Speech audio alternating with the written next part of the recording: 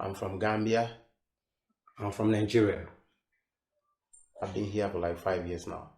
I'm in Italy right now, 2 years and 5 months. Yes, I was an immigration officer, a police immigration officer working in the Department of Immigration. I was before I left my country. I was working in a construction company. Yeah, I purposely the reason why I came here is to seek for protection. I left my country because I have a problem, a political problem in my country. So that is why I left.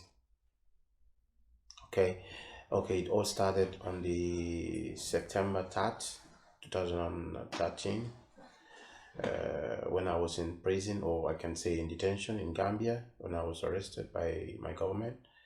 And then on Friday in September, somewhere like in September, I escaped from the detention. And then that very night, I wasn't able to move on. Then I had somewhere in the market. That's one of my friend. And then I took a boat because where I was detained is an island.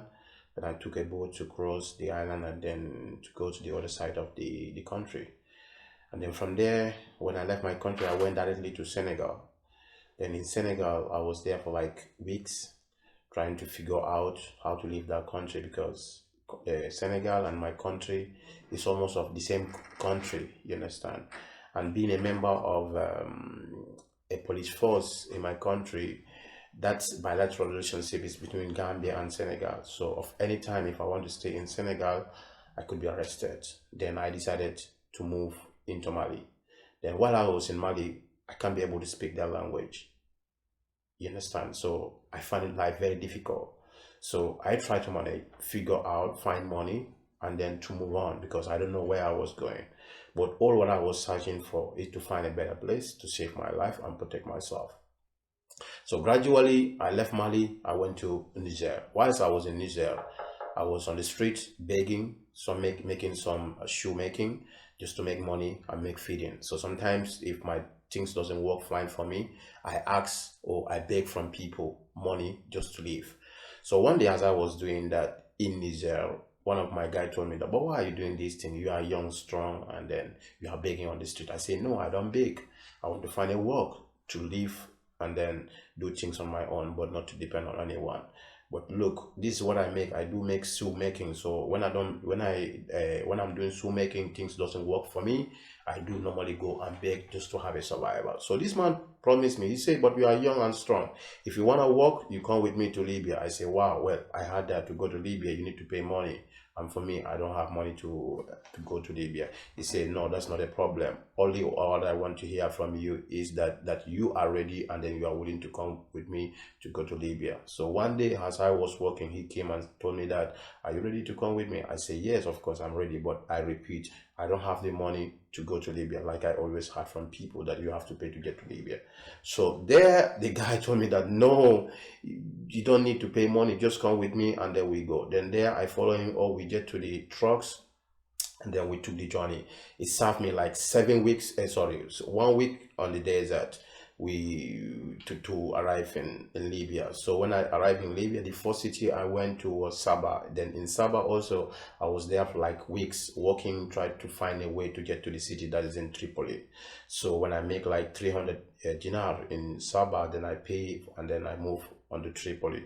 In Tripoli, I was excellent. Life was so much good for me. I had a job. I was living good. I was trying to find a way to bring my family to Tripoli. But as I was there in 2014, in September or October, something like that, after spending 8 months or 9 months there, then there is a civil war that erupted in that country. So the person I was working with ran away and then went to Tunisia. And then he told me that, Lami, well, you have to find a way because here there is war and nobody can be able to save anyone. So he left me. I was there alone. He went with his family to Tunisia. Then there I start to work on the beach. On the beach, there is an incomplete building where I normally used to go and sleep.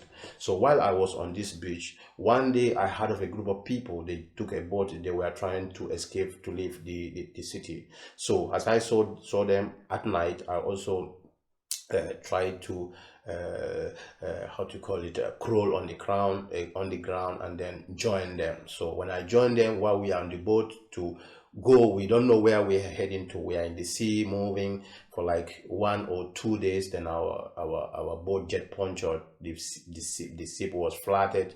Many people fall down in the sea. Many people die. So we are left just only with few people. After 2 days, we saw a boat that is a fishing boat, and then he came to our aid and then asked us, where are you people going? So everybody raised his hand. We are going to Italy, Italy, Italy. And then the guy told us that, fine, before I rescue you, I have to contact with the Italian police. If they give me the confirmation, then I can be able to rescue you. Then there, the guy called the Italian coast police, and then they called them, okay, fine, this is the procedure that you have to follow. Then when they get the confirmation, then they try to save us. Then we get into the big ship.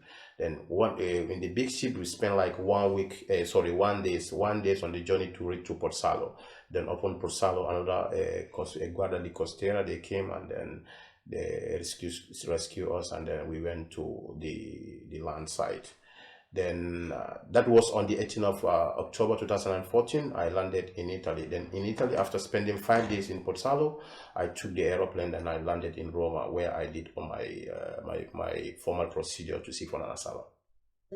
Yeah, so it was I think on the 9th of September 2016.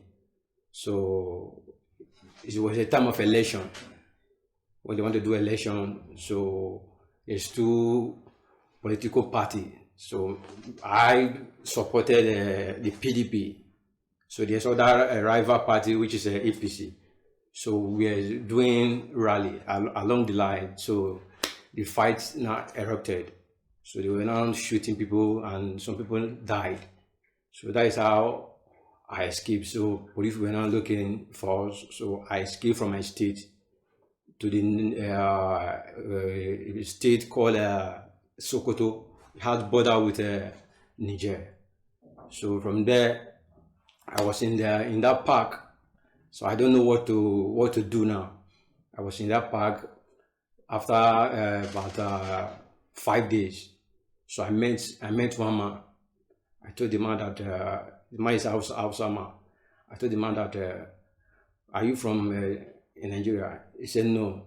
It's from Niger. He used to bring goose, this animal from Niger to Nigeria. So I told him that for me, I have a problem in my country now, so I need to leave this country, because if the police, if I'm caught, so I will be in a big problem. He said, okay, will help me.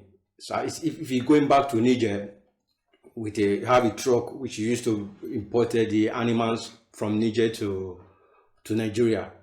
So he said even if he's going back, he can able to smuggle me to Niger. So I spent extra 2 days with the man. So after 2 days, I left with the man. When we get to Niger, so he introduced me to one man. The man, his name is Musa. He said, okay, this guy is from Nigeria, but I know you have been to Nigeria before, you have a Nigerian friend. If you have any means to help him, you can help him. Okay, the man said, okay, I should come with him to his house, so that I will be helping him for some work. So when I was there, because in Niger they speak Hausa, and I don't understand Hausa. So I find the life so difficult there. I don't understand Hausa, and most of them they don't understand English. So the only person that brought me there that speak English, that understand English, is no longer there again. So I was bored in that place. So one day when I went to buy something, I met some Nigeria people. So I asked them that, are they Nigeria? I say yes. I said I'm Nigeria too. I said, where are they going? They said they are going to Libya. I said, okay. They said, what am I doing here? I explained my story to them. I said, okay. I said, but I'm not comfortable here in this country, and I don't know anybody in Libya. So do you people know any person in Libya? So one of them told me that his brother is in Libya. So if I wish to leave this country, because the situation they saw me now is very bad. I don't understand their language. So if I can follow them, I said, but I don't have money since I just escaped and no money with me. They said, no problem. If I get to Libya, I believe there's work in Libya. So if I get to Libya, I will work and pay my transport. So we left the next day. We left to Libya, not knowing that they took us to some set of people in Libya. So we don't know that they are bad people. They call them rebel, with guns. So they keep us in one place in Libya. They said, no, we have to pay the money that they used to transport us from Niger to Libya. So we have to pay. If we didn't pay, they will kill us, and they start maltreating us. They start beating. I say, this is not what they told me. This guy told me that he has a brother here. If I came to this place, then I will work and I will pay them. But no, it's not like this. They start beating me. They say I should call my people. I should call my people so that they can send the money to them so that they can able to leave me. I said I don't have anybody to call because I don't have money. I don't have anybody to call, so I don't have money. So they were beating us, treating us bad. So after a week, so they said they have a solution for me, that they will find work. That I will be working. They will be taking me to work every day. After the work, they will still take me back to it's like a prison. It's like a prison, but they are not police. They are rebel. So they were taking me to work. After work, then take me back with gun, take me back to their place again. So I was there with them. So for about 6 months, they told me that okay, I have paid the money that they pay for me to come to this place. So what will I do now? Should I leave them, or should I still want to proceed? Because they told me that in this country that I came is a very bad country. Not knowing that they are the one, they still have a boat.